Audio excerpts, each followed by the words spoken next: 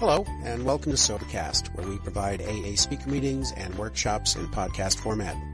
We're an ad-free podcast, and if you enjoy listening, please help us be self-supporting by visiting Sobercast.com, look for the donate link, and drop $1 or $2 into our virtual basket. We hope you enjoyed the podcast. Have a great day.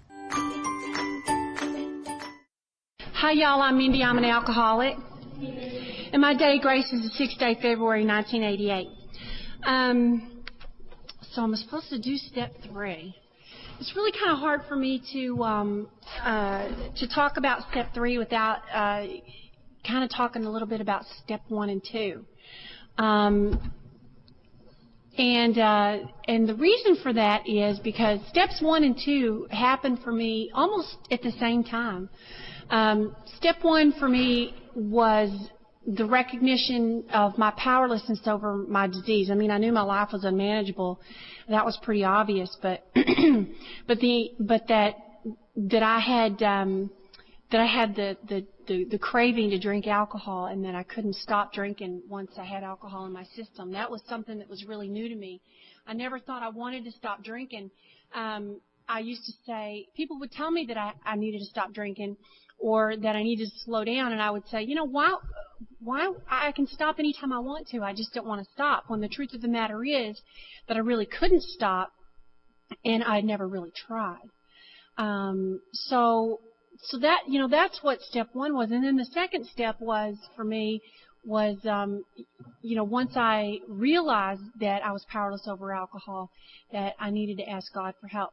And that happened at the same time for me. It happened, I was living in Texarkana, Texas at the time, and the way that the town was set up, you can't really, I don't think you're familiar with it out here, but we had wet counties and dry counties in Texas. I don't know if they have that around here or not, but Texarkana is a twin city, and it sits on the state line, and the state line actually is the state line between Texas and Arkansas.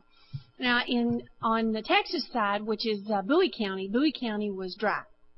And Miller County, which was Arkansas, was wet. So right down the middle of town was State Line Avenue. And in the Texas side, Bowie County, you had all Baptist churches.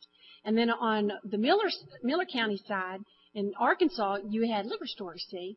So you could go over into Miller County and get drunk and then stumble across State Line and get saved over in one of the Baptist churches. So that's kind of where I was at. And I lived in a little town called Liberty, Iowa, which was about 15 minutes outside of town in Bowie County. So we were dry out there.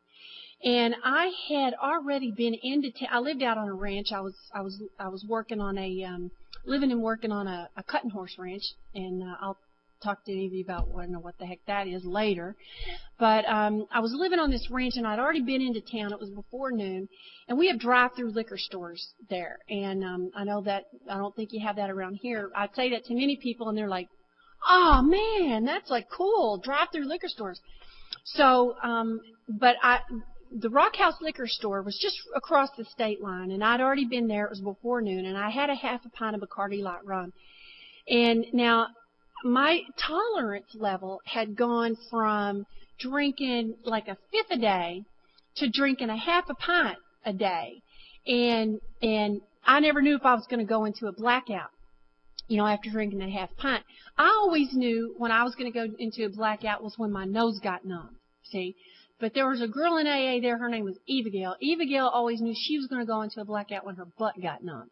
So, I don't know, my nose got numb, I knew I was going into a blackout. And that could happen anywhere from a half a pint, from up to a half a pint on. So, I'd already been into town, drank a half a pint, and gone back out to the ranch.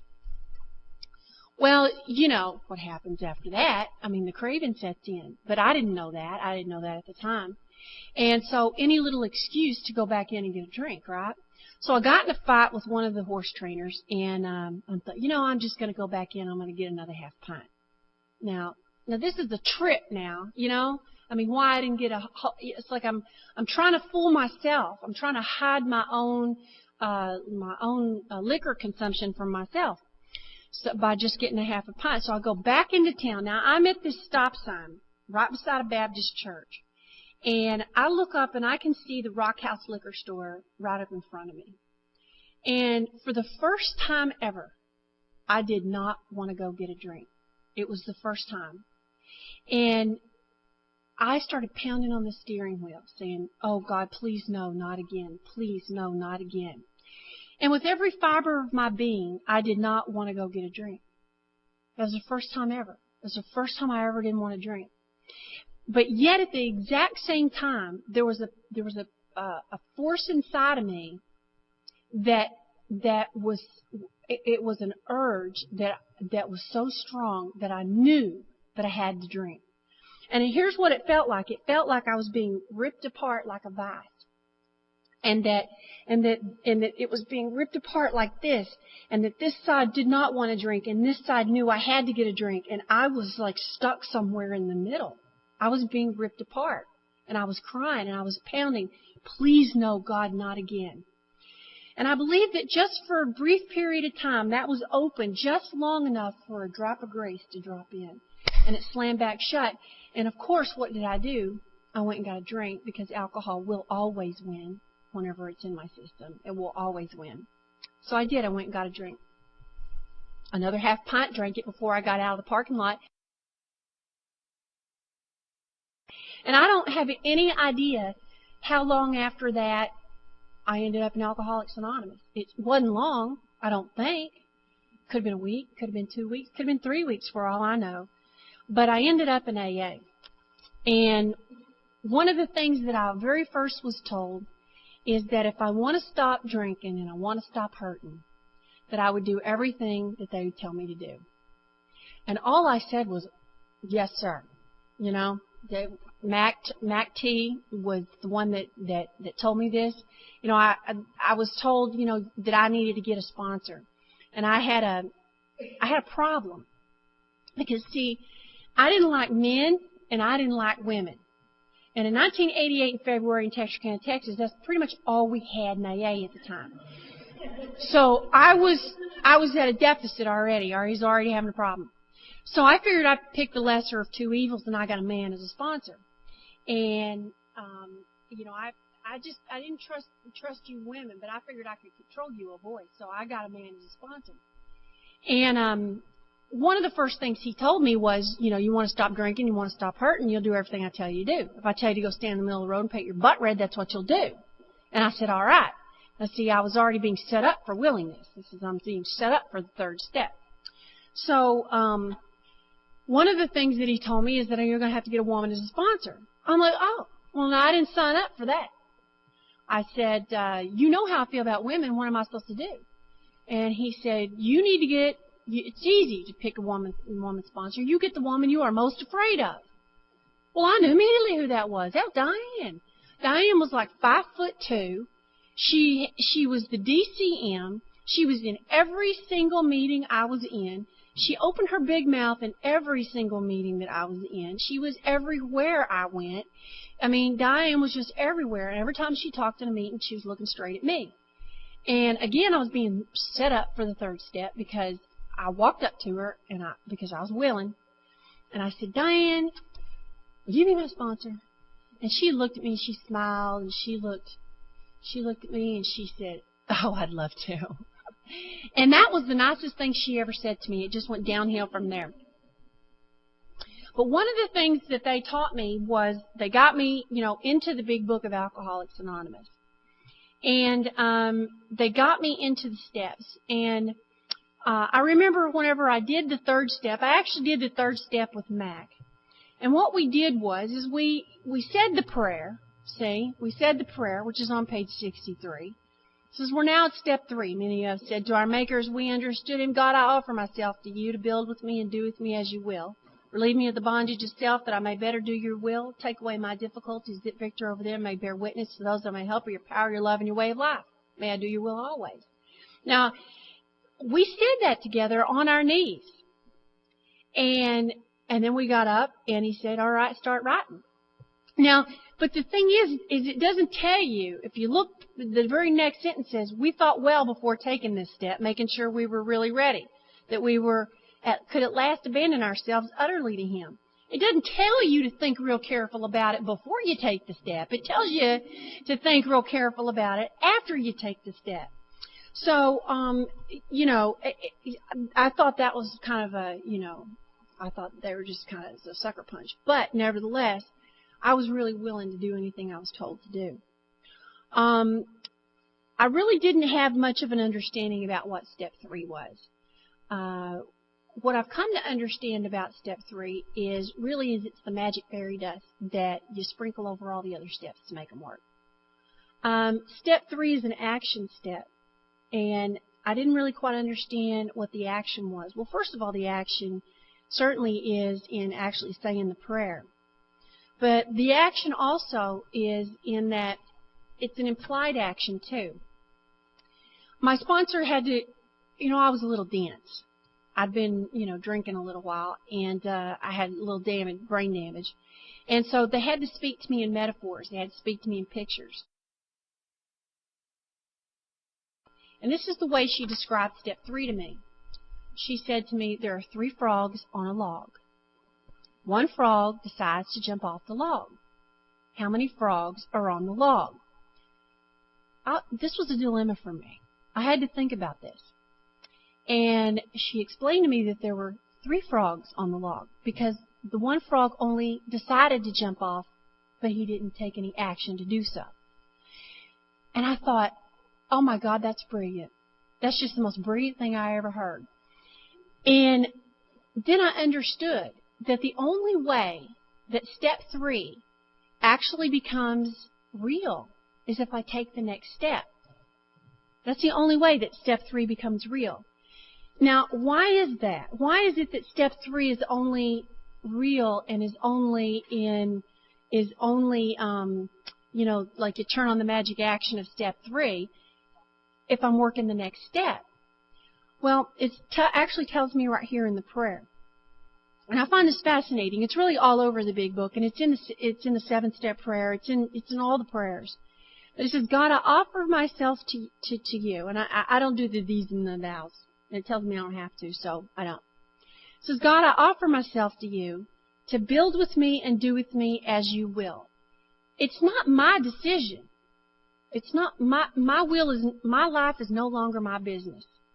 What goes on in my life is not my business. It's God's business. So I'm saying to God, here I am. I'm going to give my life to you to do with it what you want. See, you've got a plan. You've got a plan for my life. I'm apparently here not only to be sober, but to help another alcoholic to achieve sobriety. And in doing so, probably a few other things. But that's your job to figure that out, not mine. So I offer myself to you to build with me and do with me as you will. And it says to build with me. Because at this point in my life, there ain't nothing about me. I mean, I've been devastated. I was pretty much a shell of a person. I didn't have any life skills whatsoever. I had no social skills. I don't have too many today. I work on that. But I have more than I did whenever I was, less than a year sober. And so it's to build with me, to build in me somebody who is me and my sisters like to say, a woman of grace and dignity. To build with me something other than what I am, and to do with me as you will. Then it says, relieve me of the bondage of self, that I may better do thy will. So what this tells me is it's really a precursor to what's going to be happening. Because in order for me to do God's will and give myself to my higher power, I'm going to have to be relieved of my own self-will. And what I don't know while I'm saying this prayer is that I am in bondage of self-will. That selfishness and self-centeredness and 100 forms of fear, it tells me over here on page 62, that is the root of my troubles. All of my troubles are of my own making. That I've created my life as it is up to this point, and even up into the doctor's opinion, it tells me that I can recreate my life. So that's what it's saying. It says, relieve me of the bondage of self. That I've actually been in a prison, a self-made prison that I wasn't even aware of, so that I can better do God's will. Take away my difficulties, that victory over them may bear witness to those that I would help of your power, your love, and your way of life. Now, when I first read that for the longest time, I thought, well, take away my difficulties means, well, gosh, life's going to be easy now. I'm not going to have this financial problem. I'm not going to have this boyfriend problem. He's going to start acting right. I mean, all these things are going to be taken care of now. But that's not the difficulties that it's referring to here. What it's referring to are the difficulties that I create within myself. It goes right back to the difficulties of self-will. And so that, and the difficulties that I create in my life as a result of self-will. It says, so that victory over these can bear witness to those that I might help. And the whole idea, really, of this prayer is to make myself of maximum service to God and my fellow human being. And it talks about that in step 10. And all through this book, it talks about that my whole purpose really is to make myself of maximum service to God and to my fellow human being. Not that I like that all that much, but that continues to be the reason for me to work these steps, is to be sober and help another alcoholic to achieve sobriety. And it says so that I can help people of their, bear witness to those that I help of your power, your love, and your way of life. May I do your will always. And then it says we thought well before taking this step. And it talks about abandoning ourselves utterly to Him. So this really means that I'm going to have to trust that the path that I'm fixing to take is actually going to do what this prayer is actually promising me that it's going to do. And it says that we found it very desirable to take this spiritual step with somebody who understands. And, from the way that I understood it and the way that I was taught and I understand it today, that taking it with somebody else is a very powerful thing. And it was very powerful for me. And the girls that I sponsor, I've always taken the step on my knees with them also. And it says it's only a beginning, though if honestly and humbly made, in effect, sometimes a very great one was felt at once. I actually didn't feel anything real powerful whenever I did my third step prayer. Some people do, but I didn't.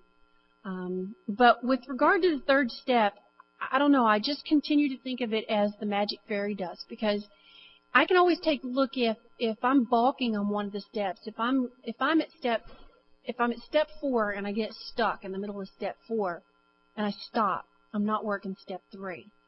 I've heard a lot of people say, you need to go back to the previous step. Like if you're at step 5, you got to go back to step 4 or whatever. I always say, first of all, let's go back to step 1 and 2. Well, we go back to step 3 and find out where the willingness is. Because steps 1 and 2 it talks about, and how it works. It's interesting on page 60, because that's where the ABCs are. It says, A, that we were powerless over alcohol and cannot manage our own lives. And that's talking about step 1. B, that probably no human power could have relieved our alcoholism, and that's talking about step 2. And C, that God could and would if He were sought, and that's also talking about step 2. And then interestingly enough, it says being convinced. We are at step 3. Now that kind of implies something. What it implies is that up until this point in the book, up until page 60, that Bill Wilson has been trying to convince us of something. And he's been trying to convince us of A, B, and C, which means steps 1 and 2. And if I'm not convinced that I'm powerless over alcohol and that my life is unmanageable, there's no reason for me to accept spiritual help. So moving on with step 3 and the rest of making a decision to accept spiritual help is impossible because I haven't acknowledged that there's a problem. All right. So, but if I have acknowledged that there's a problem in step 1, and I've decided that spiritual help in step 2 is what I'm looking to do, then I'm going to take step 3 and I'm going to say, okay, now what do I have to do? So step 3 says move on with the rest of the steps. It says do step 4 right now. It says do step 5 when you're done with 4. It says take an hour and do step 6. It says then move into step 7. Start writing out your 8-step amends, your 8-step list, and then start doing your 9th step amends. Move into steps 10 and 11 and start sponsoring folks. That's what step 3 is all about.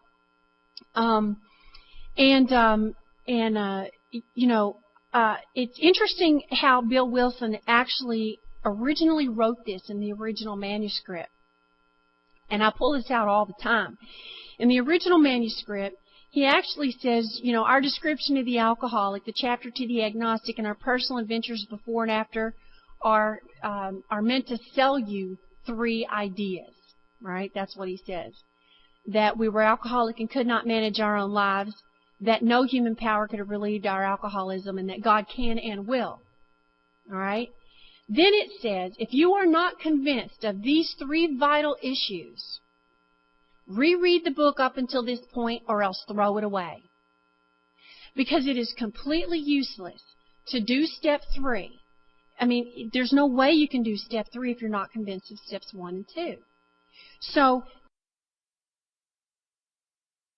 when you get to step 3, you're already saying, okay, I'm going to do this.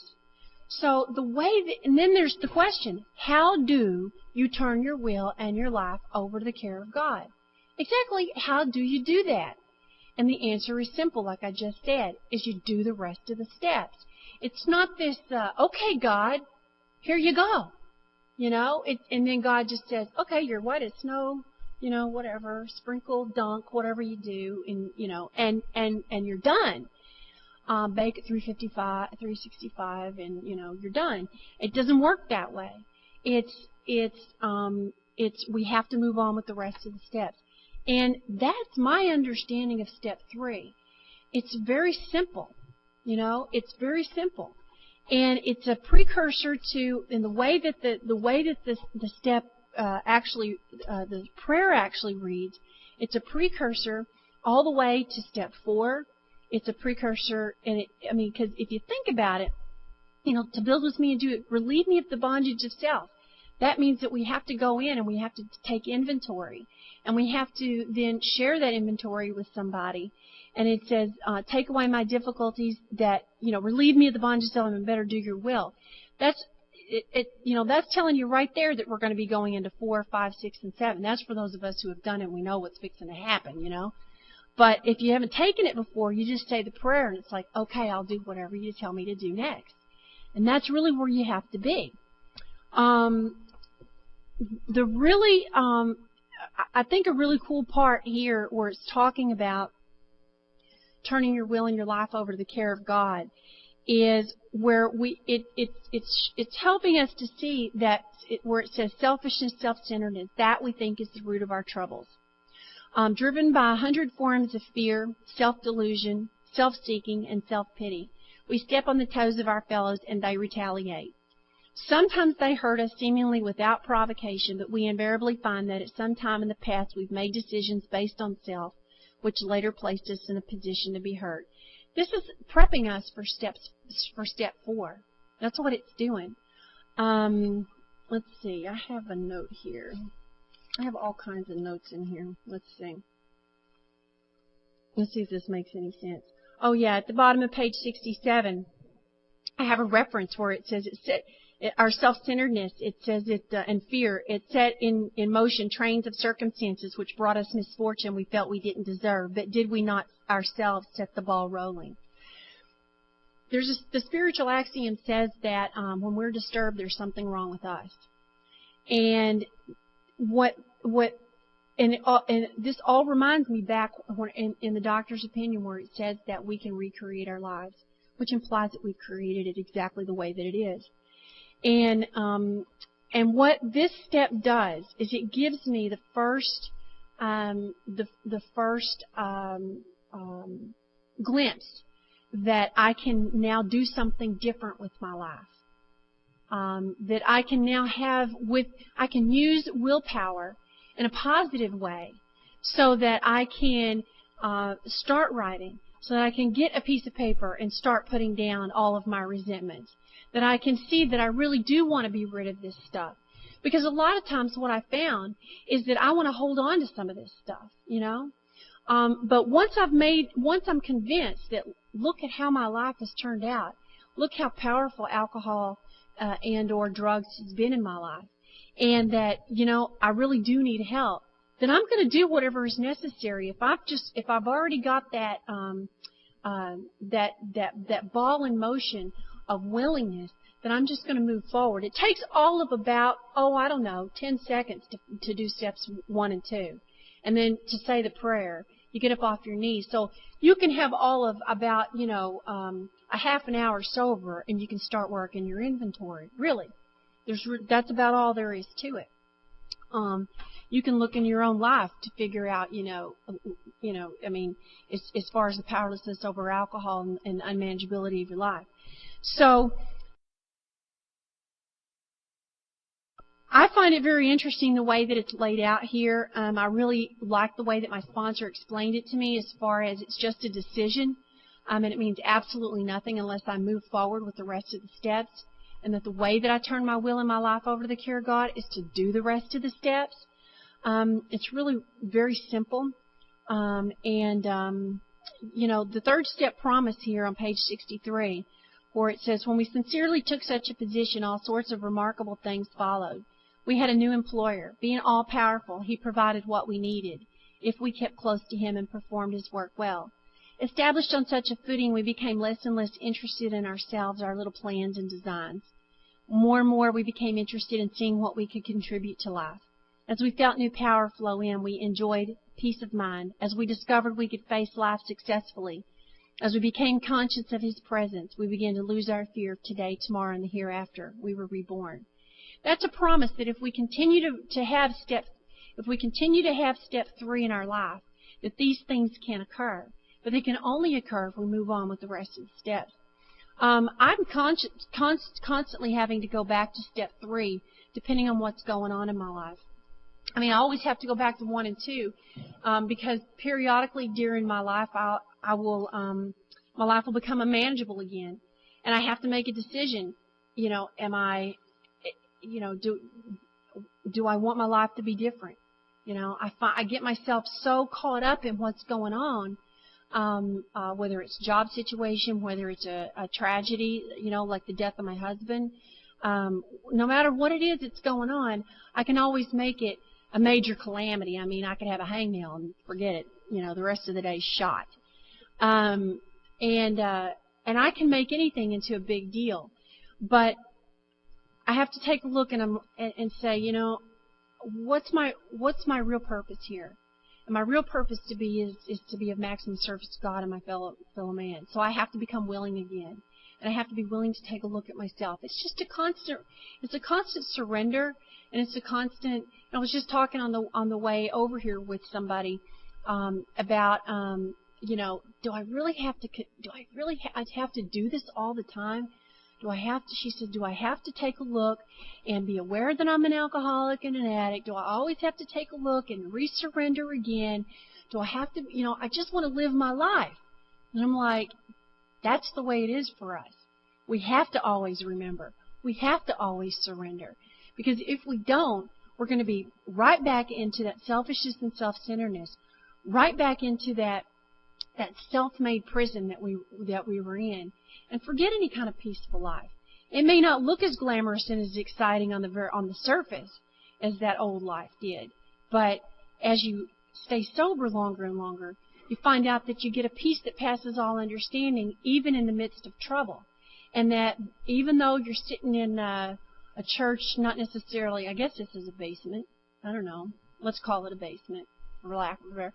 It's sitting in a church basement, when you could be in the city doing all kinds of exciting things, this is really where life begins for us. And all of these church basements that we put underneath our belt allow us to be able to go out and do some of those things, and to be peaceful and to stay sober. And also, interestingly enough, when you get up off your knees from saying the third step prayer, it says next. People have often said, how long is it between step 3 and 4? I'm like, well, I don't know. Last time I looked at how long the word next was, it meant like right there. Got a pen? So, thanks for letting me share this evening. I just want to, I have something here. I just kind of want to read this. This is actually a little thing called the 12 Steps of Insanity. And I'll just kind of close with this. This is step 3. Made a decision to have our loved ones and our friends turn their will and their lives over to our care. So that's kind of what, on any given day, that's what I want. My self-will really got me places. Thank you very much.